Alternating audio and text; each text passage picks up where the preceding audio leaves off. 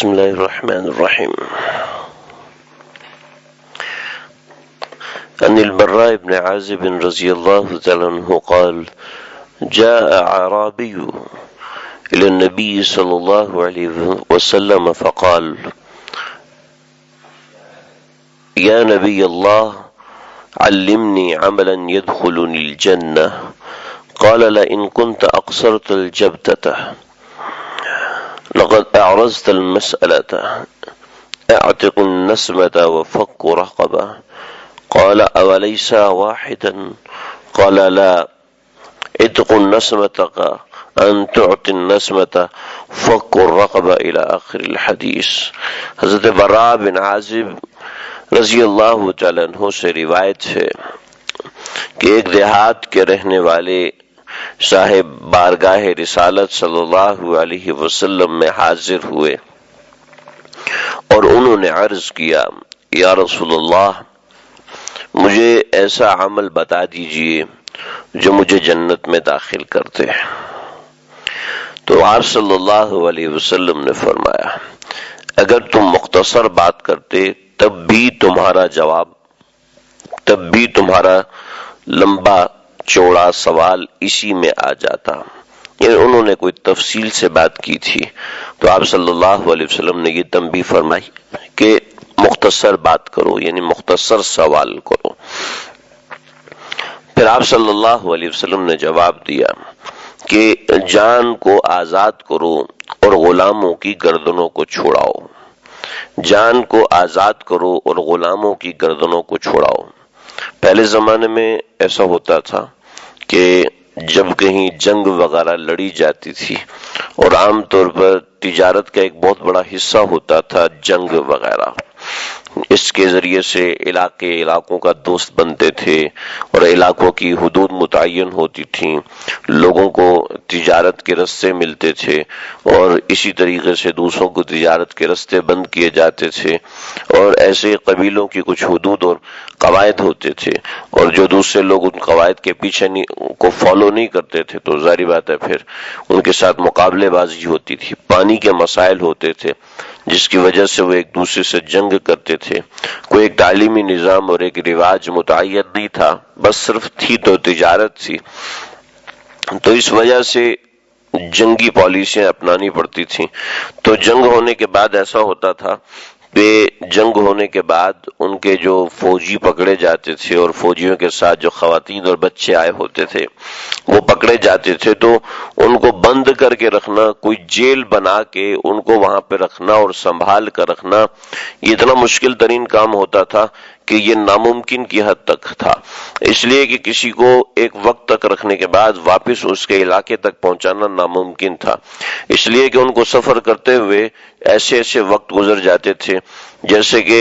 وہ یہاں سے نکلے، اب انہوں نے پڑاؤ ڈالا حیدرآباد، پھر وہاں سے آگے نکلے پڑاؤ کسی اور علاقے میں، پھر کسی اور علاقے میں، ان کا کوئی اپنا اصلی وطن نہیں ہوتا تھا۔ جیسے ہمارے ہاں یہ ہے کہ ہمارا گاؤں پیچھے سے وہ ہے، پھر اس کے بعد ہم دوسری جگہ پہ آ کے آباد ہوئے، تو ایسا سسٹم ہوتا تھا جیسے ملکوں کی باؤنڈریز وغیرہ ہے، تو اس طرح کا سسٹم اس زمانے میں نہیں تھا۔ بس نہ کوئی پلاٹنگ سسٹم تھا کہ یہ پلاٹ وہ خرید لے گا، وہ پلاٹ یہ خرید لے گا، اور پلاٹ کی حدود اور اراضی بنتی تھی، ایسا نہیں ہوتا تھا۔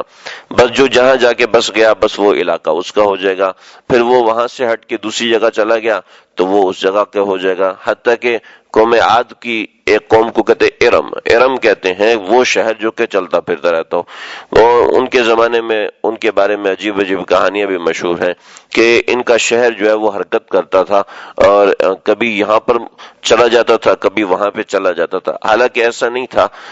ہوتا ایسا تھا کہ وہ ایک عرصے تک ایک علاقے میں پڑاؤ کرتے تھے اور پھر کچھ عرصے کے بعد دوسرے علاقے میں پڑاؤ کرتے تھے۔ تو وہ لوگ جو کہ 5-6 سال کے بعد ان جگہوں سے گزرتے تھے تو وہ کہتے تھے اچھا یہ تو ساری سیٹنگ یہاں پر تھی، اب ساری سیٹنگ یہاں پر آ گئی، تو تھے وہ انجینئر اور معمار ٹائپ، تو وہ اس وجہ سے تعمیرات بہت جلدی کر لیا کرتے تھے۔ تو اب کسی کا کوئی وطن متعین کرنا کوئی آسان نہیں تھا کہ کوئی اس علاقے کا ہے تو اسی علاقے میں اس کو واپس بھیجا جائے گا۔ اب ایک فوج ہے اور وہ فوج جو ہے وہ 300 علاقوں سے جمع ہوئی ہے، تو ظاہر بات ہے اب 300 فوجیوں کو 300 علاقوں میں پہنچانا یہ ناممکن ترین عمل تھا۔ ہاں، اس کا ایک بہترین لایا عمل یہ تھا کہ وہ جو غلام پکڑے گئے ہیں، ان جو فوجی وغیرہ پکڑے گئے ہیں، ان کو تقسیم کر دیا جائے اس فوج کے اندر مال غنیمت کے طور پر، تو اس وجہ سے وہ غلام بنتے تھے۔ پھر کتاب العتاق کے نام سے ہمارے فقہا نے کتب لکھی ہیں، روایات آئی ہیں، جس کے اندر خاص طور پہ اس قسم کے لوگ جو کہ جنگوں میں پکڑے جاتے تھے، پھر ان کی خرید و فروخت بھی ہوتی تھی،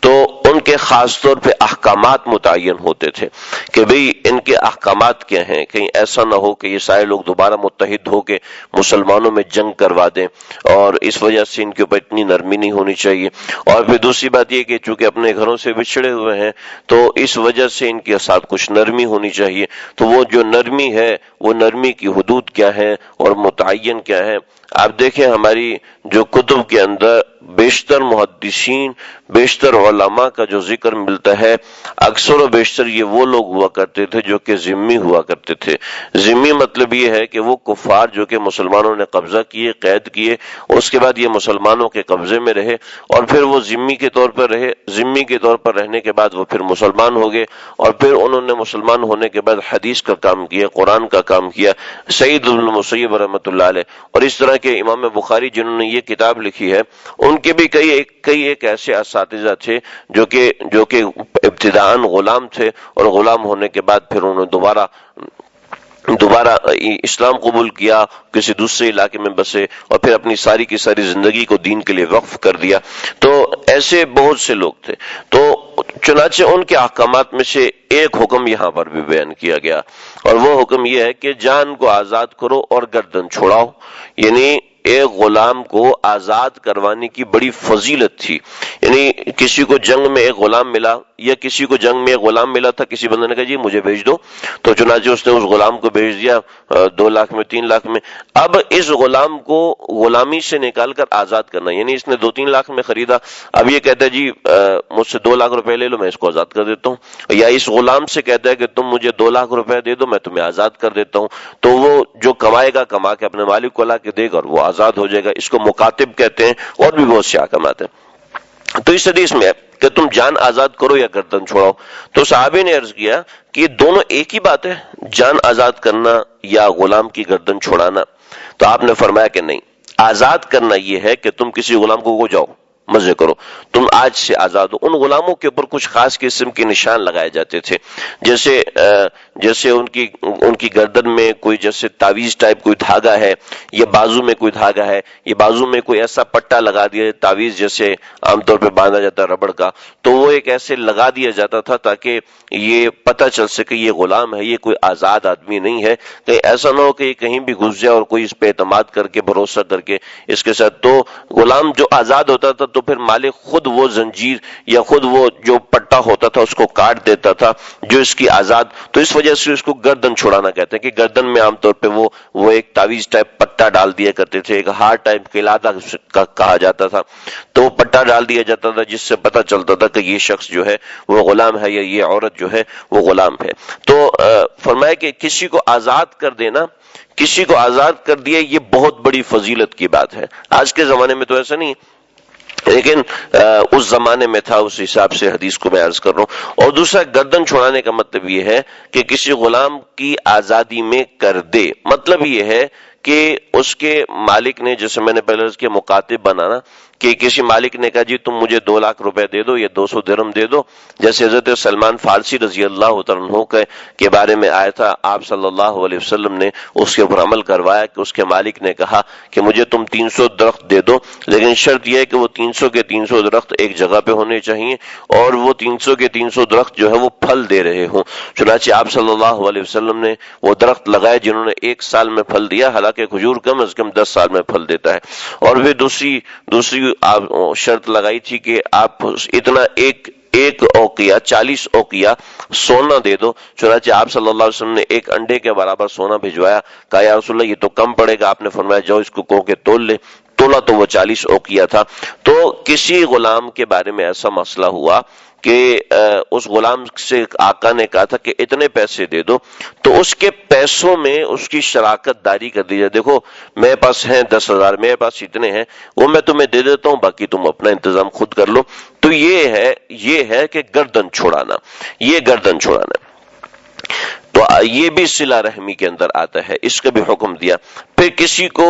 کسی کو دودھ کا جانور دے دیا جس کی طرف رغبت کی جاتی تھی، یہ بھی نیکی ہے، یعنی کہ من یدخلنی الی الجنہ، یہ وہ نیکی ہیں جو جنت میں داخل کر دے۔ نمبر 1 کہ غلام کو آزاد کرانا، اس کی 2 صورتیں ہیں، دونوں صورتیں میں نے عرض کر دی۔ دوسرے کہ کسی کو دودھ کا جانور دے دے کہ جس کی طرف رغبت کی جاتی ہو، یعنی دودھ والا جانور کسی کو دے دے جس سے وہ خود دودھ پیے، اپنے بچوں کو پلائے، یہ نہیں کہ مستقل بھینس اس کو دے دی، ہاں تمہاری بھینس ہوگی، یہ ضروری نہیں ہے۔ مطلب یہ ہے کہ تھوڑی سی نیکی کسی کے ساتھ کر دو اس نیت کے ساتھ کہ اس کو فائدہ ہوگا۔ اور پھر ایک جو اس باب سے متعلق چیز ہے، چوتھی چیز، اور وہ چوتھی چیز یہ ہے کہ اپنے ظلم کرنے والے رشتہ داروں پر مہربانی کرنا،